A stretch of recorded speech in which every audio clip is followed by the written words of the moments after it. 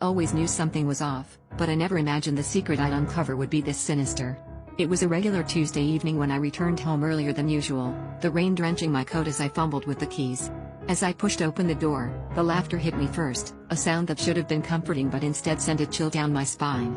There they were, my partner and a stranger, sitting too close on the couch, papers and a microphone sprawled across the coffee table. Before I could demand an explanation, the stranger glanced at me with a wry smile and said, "Looks like the star of the show has arrived."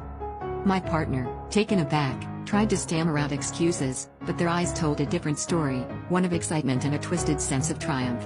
As I stood frozen in the doorway, the stranger continued to speak with a casual menace, explaining how they had been crafting the ultimate true crime podcast, and I was to be their unwitting centerpiece. The betrayal stung more than any affair ever could. I realized they had been documenting my life, my habits, my fears, all for this sick project. The room spun as my mind raced through every moment that suddenly felt like a rehearsed scene in a play I never agreed to join. Desperation took over as I demanded answers, my voice rising with each question. But my partner just watched, a mix of guilt and thrill behind their eyes, as the stranger calmly described how they planned to unravel my life for entertainment. It wasn't just about betrayal, it was about exploitation.